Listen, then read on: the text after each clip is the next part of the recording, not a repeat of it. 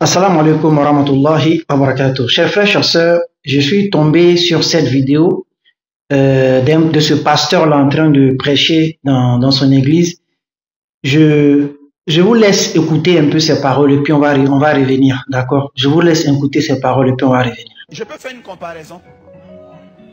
Je ne dis pas ça pour que vous deveniez musulman.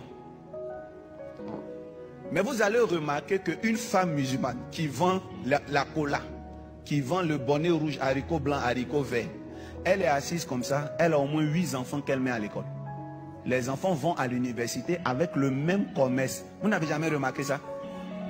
Et elle est là jusqu'à puis un jour vous apprenez que elle est allée à la Mecque. Elle a pris l'avion pour aller à la Mecque. Quand elle revient, elle devient Hadja. Vous êtes avec moi? Et puis un jour vous apprenez que tous ses enfants sont en train de fréquenter au Canada. Et pendant qu'ils fréquentent au Canada, elle continue à vendre son haricot blanc à Djamé Ran. Son petit commerce là, c'est ça qui a mis tous ses enfants à l'école. L'argent du commerce ne rend pas riche. C'est l'argent des sacrifices qui rend riche. Vous savez pourquoi elle prospère avec sa famille? Parce que leur religion, l'islam, les pousse à faire au moins un sacrifice une fois par année, qu'on appelle la tabaski. Sans compter ce qu'ils font au Ramadan ou à Arafat. Mais je vous assure que le sacrifice que font les musulmans fait partie des choses qui font prospérer l'islam.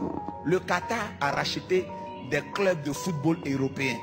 Donnez-moi le nom d'un club. PSG a été racheté par des Arabes. Les Arabes sont fermés du monde par leur culture. Mais les Arabes sont tellement prospères. Pourquoi? Eux, ils ne jouent pas avec le sang. Donc, si vous ne faites pas que vous me voyez prospérer, c'est très différent des églises où le pasteur lui seul il fait, il prospère le peuple. Non, moi je vous ai montré. Donc prospérons en que Dieu vous pardonne. Mes frères et mes sœurs, je pense que vous avez entendu les paroles de ce monsieur, de ce pasteur. En fait, je suis tombé sur la vidéo et ça m'a beaucoup marqué parce que c'est la vérité absolue. En fait, il y a un passage dans sa parole qui m'a surtout touché quand il dit « Ce n'est pas l'argent du commerce qui rend riche, mais c'est l'argent du sacrifice qui rend riche. » Allahu Akbar.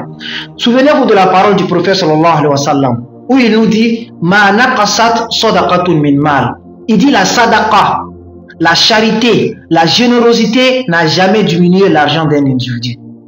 Quand on regarde comme ça, terre à terre, on se dit, voilà, quand tu donnes de ton argent, tu diminues la somme. N'est-ce pas? Tu avais 50 000, tu donnes 1000 francs, ça fait 49 000. Ou bien, donc ça diminue. Mais le prophète sallallahu alayhi wa sallam dit, c'est-à-dire que cette réduction que tu as eu à faire dans ton argent, ça ne diminue pas en fait ton argent. Parce que tu as remplacé cela par une sorte de protection divine. Tu as payé un impôt social purificateur. Et cette purification-là va protéger ton argent contre toutes sortes de malheurs. Donc quand il dit, quand vous faites de celui que la sadaqa, le sacrifice, ça vous aide en quoi? À prospérer dans vos affaires. Il a parfaitement raison. Wallah, il a parfaitement raison. Donc ici encore, ça démontre encore le caractère véridique de tout ce que le prophète sallallahu alayhi wa sallam nous disait. Mes frères et mes sœurs, c'est-à-dire que ne refusez jamais pardon d'être généreux. Faites de la générosité une habitude, même si c'est un peu.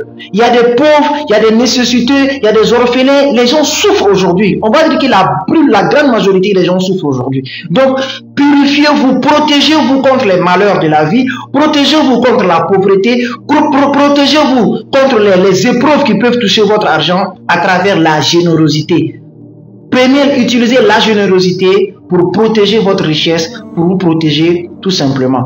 C'est cet enseignement-là que je voulais partager avec vous. Wassalamu alaikum wa rahmatullahi wa barakatuh.